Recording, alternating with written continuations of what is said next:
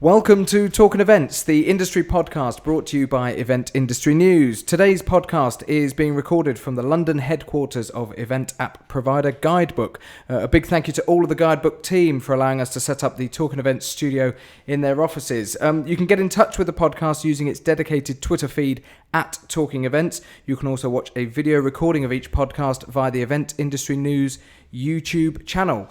Let's get started with today's episode, and we welcome, first of all, Katie Williams, Account Director from Guidebook. Katie, thanks for joining us. No problem. Thanks for having me. James Morgan from Event Tech Lab. Very good day to you, sir. Hello, James. Good to see you.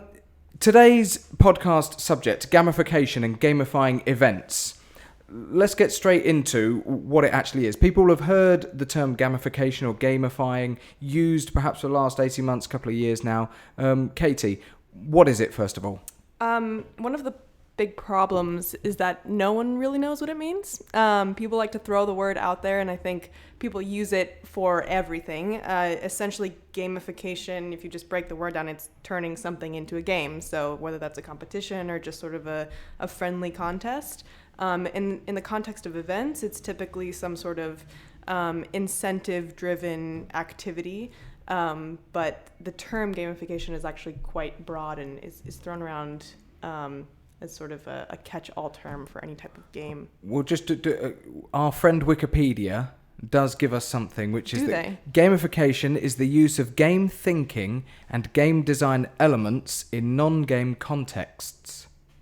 Do you think that helps us at all? Let's perhaps look at how it's been applied so far in the industry to perhaps give people a feel for what it is and how it can be used. James, your experiences of using gamification elements within events? I think we just need to look back in the history of events in one established sector, which is team building, for example. I mean, they use gamification, or have been for ages. It doesn't have an electronic application. It has a live application. And I think that's where probably the idea came from, starting to use it to engage with people electronically, so not just in the live sense. These days, we see people engaging electronically and in the live sense. So there's that extra facet to the equation. So does gamification necessarily have to be through the use of technology, or could it be applied and deployed in face-to-face environments? It's not necessarily with just technology. I think it's any, as Wikipedia would suggest, any sort of game-like activity in a scenario that's not a game itself. Moving on with this particular definition, and I've just plucked this one. I'm sure there are hundreds of different ones out there if people, search the internet for definitions of the term. But it says here, gamification's main purposes are to engage, teach, entertain, and measure.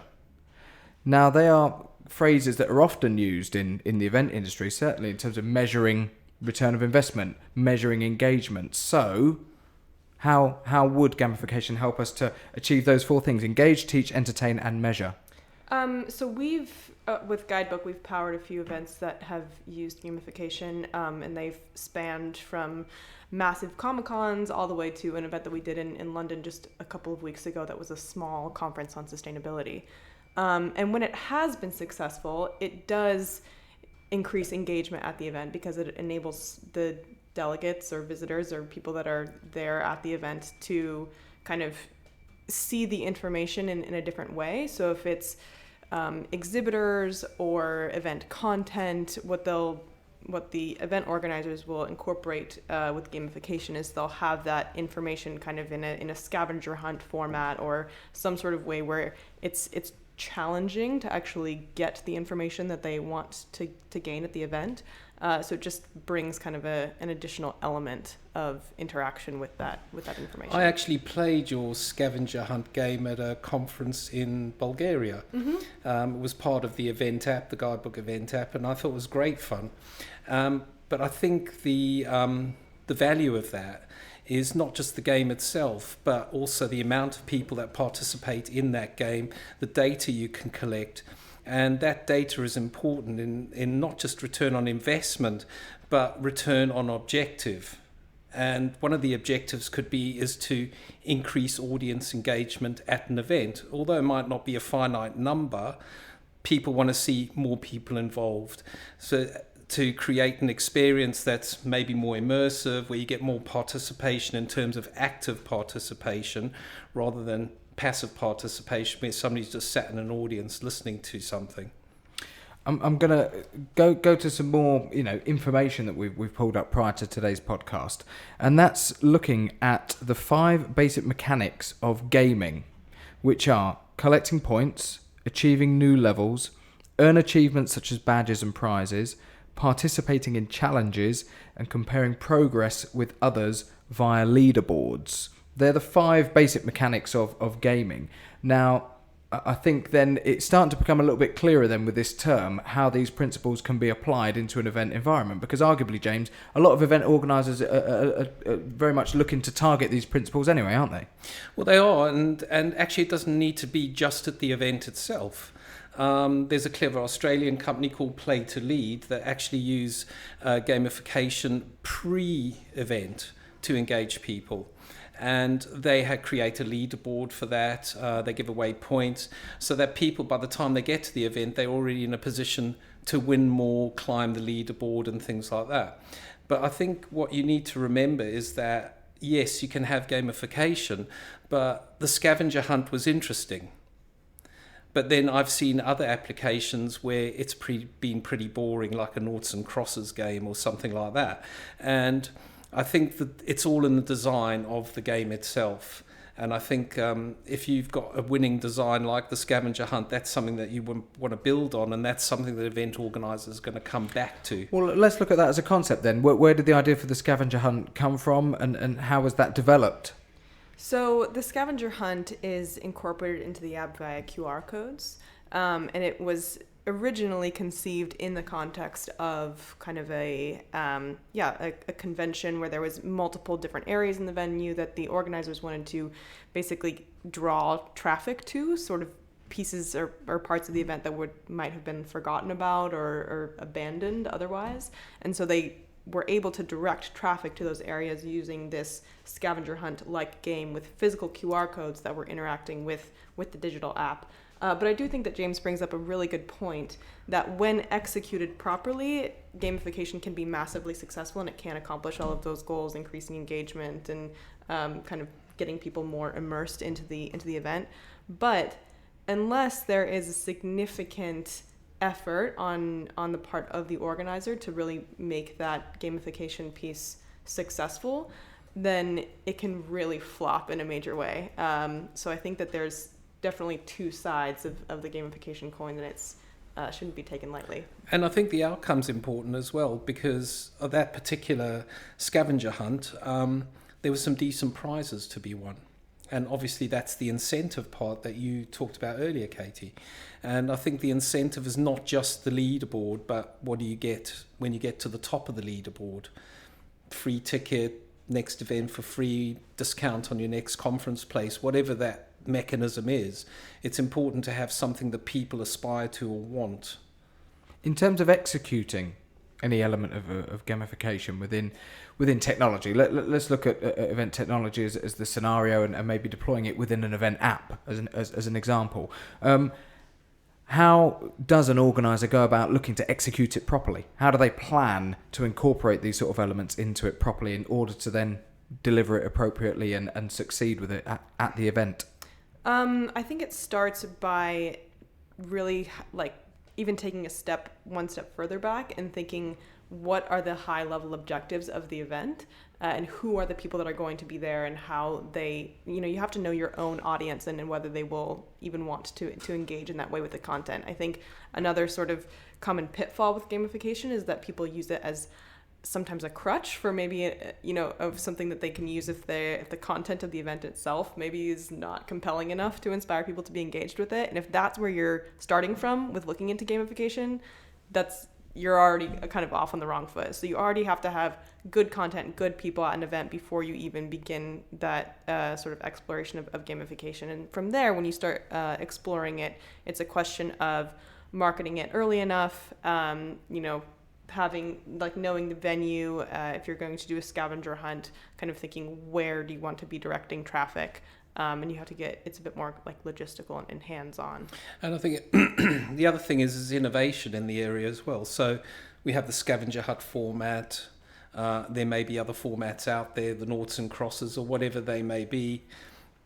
I think it's quite important that, as Katie said, you step back to what your audience is. Who are they? And the scavenger hunt might be too basic a concept. It could have been done a year ago at a similar conference or exhibition or something like that. So you have to really know what's out there in the market so you can do something a little bit more unique, because after all, it is about unique experiences that are going to promote more engagement. I'm going to throw another little bit of information at you here. This is a quote from Forbes. Do not confuse activity with success.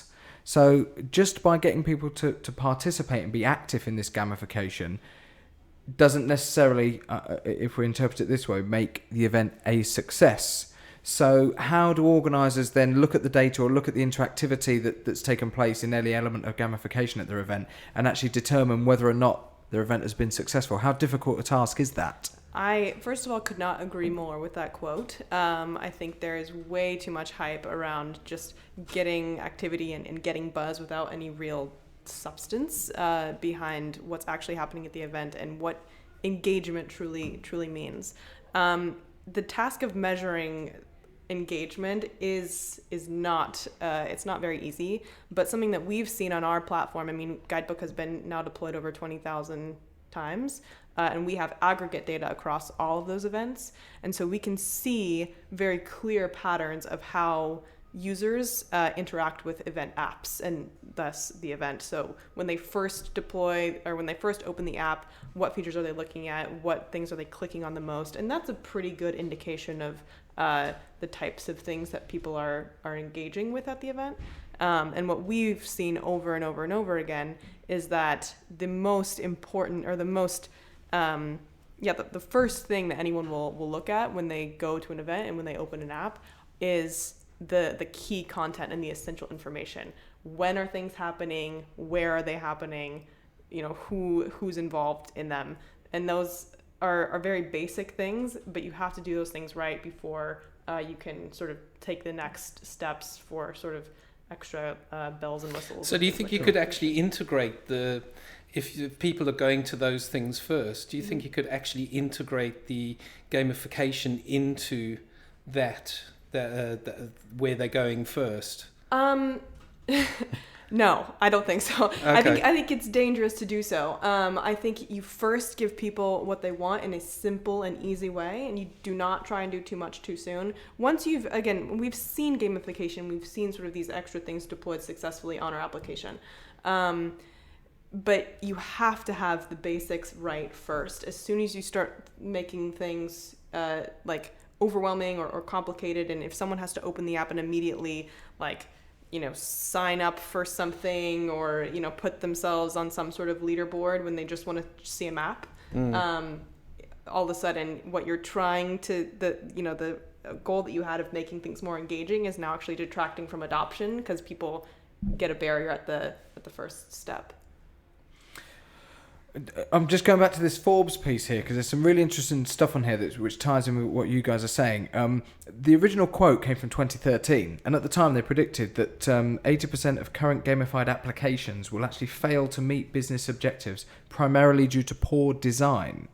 So, James, you've worked at an awful lot of events, organisers over the years, a lot of suppliers, and seen lots of different technology in what you're doing now.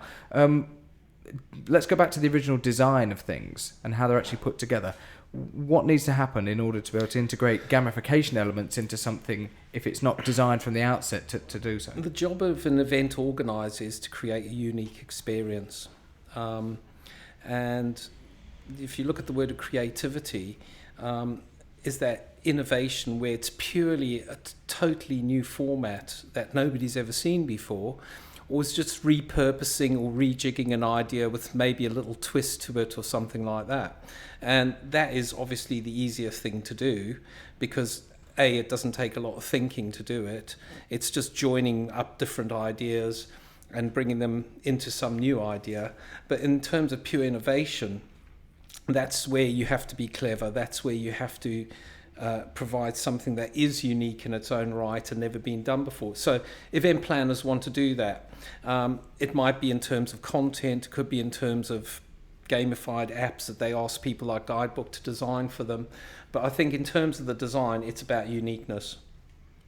Katie, coming from sorry, can I just add something? Yeah, sure. Yeah. It's the unique experience for that audience. Yeah. So in terms of design, offering something that can be applied to lots of different events, but I suppose in a way allowing each one to be bespoke for that audience. How difficult a task is that, both for the designer and for the event organizer who's going to be utilizing it? Oh, these days it's surprisingly easy, and it's much easier than people think. I think people, again, I'm going to keep coming back on this. I think one of the biggest problems in events today is that they are overcomplicated and they're trying too hard. I think getting back to basics is really essential for many of these events, and I think that's what will enable them to be more successful. Creating different types of events for different audiences and designing the content to fit those different groups is actually very easy with platform technology, whether that's with websites or with apps like Guidebook. You can deploy an app. Like this happens, on our platform every single day, thousands of times per day. Someone will deploy an app for a wedding and deploy an app for a 50,000 person consumer show using the same tools. It's because the way that people access information is actually quite uniform across different types of events. When you say getting back to basics, let's just expand on that. What are the basics? What are people forgetting? What have people got carried away with? And what should they be getting back to? They should be getting back to user onboarding. So that's the first time that a user walks into a venue, accesses a mobile app or a website. What is the information that they need about that event? So the content and the interaction piece will follow. So I think when I say get back to basics, I mean design something that's easy to access and that's intuitive to interact with. Let's look at communication. Again, get back to basics on a simple level. Event organisers and events need to communicate with their audience, don't they? They need to send clear messages before, during and after an event takes place. So if you're going to incorporate gamification elements, how do you actually communicate what is expected or what an audience can actually participate in, as well as communicating all the essential information about your event without perhaps muddying the overall message? Well, I think you can have an event that's got no technology at all, maybe just a projector and an AV stage for 20 people sat in a small room, to a conference, and then you can extend that to a wedding. So you've got all sorts of different events for different people, and communicating the messages has each got to have its own unique kind of communication tagline, or whatever the way you're going to call it. And when you bring in the technology, it does make that easier, because you've got the website where you can start that communication. You've got your pre-marketing, you can start the communication there.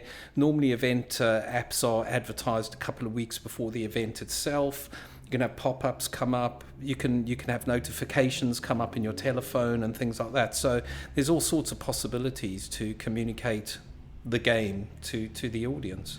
Just because we've spoken a lot about the theory behind it, let's look at some actual practical applications. Have either of you got examples of gamification that has been deployed in events? Well, good scenarios. I know we've spoken about the scavenger hunt scenario, but are there any other examples or events that you've been to where it's been deployed successfully? I can give you an example where we haven't used technology at all. Where we got a mobile cocktail bar, and we had a cocktail hack, and we just let people know beforehand, these are the ingredients in the bar, come to your with your recipe to the event. We put them into teams as they walk through the door, and then they got in their teams and they created these cocktails. And somebody won, somebody came second, somebody came third, there was a prize, there was a leaderboard. It was the same kind of principle. So it doesn't necessarily have to involve technology, but what you do in those kind of, I suppose, games where teams are involved, it's more than just a one-on-one experience with an application, where you can start involving more people, and then there's a rapport built around a small group or a larger group into having that experience. The good thing about the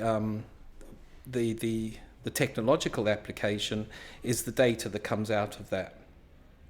So, as we highlighted earlier, and as you've just proved again, James, it doesn't necessarily have to be technology based in order to incorporate elements of gamification. But how many organisers think that that's the case? So many of them, and they again throw around the term that they don't necessarily understand. It's just been kind of used as a buzzword for a while now in the industry. Like, oh, we need to gamify our event. It's not tech enough, or it's not fun enough. So it's important to understand that the idea of engagement can involve gamification, but it starts with just having engaging content. One other tool that we've seen that was not sort of a scavenger hunt, that was a game-like concept, was just a photo sharing game where people it wasn't necessarily a competition, but they encouraged everyone to use the app to take photos at the event, and then they did kind of pick out a few of their favorites and post them on their website afterwards.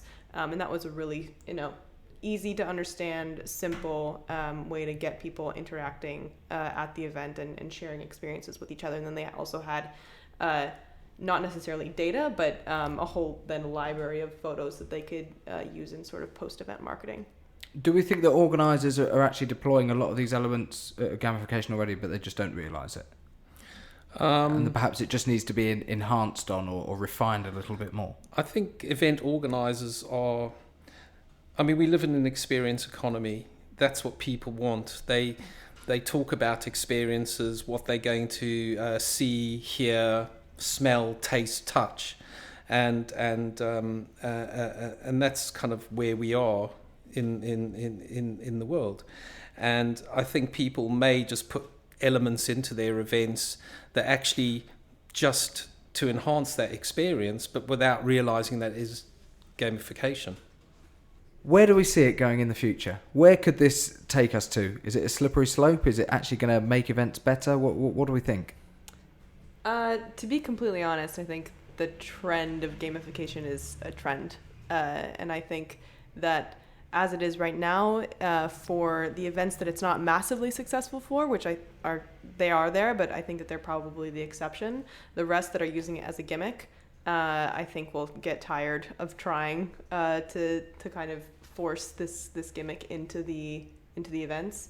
So I don't see a whole lot of I don't see gamification really here to stay for the long term. Can I just ask, do you think that's when there's one person interacting with an electronic game of sorts?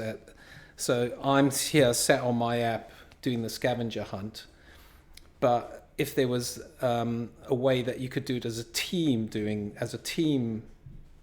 kind of thing, do you think that would kind of give it another lease of life? I mean, actually, I think what you're speaking about having events be more experiential and having people kind of interact with content in different ways, that's not necessarily considered in the industry gamification.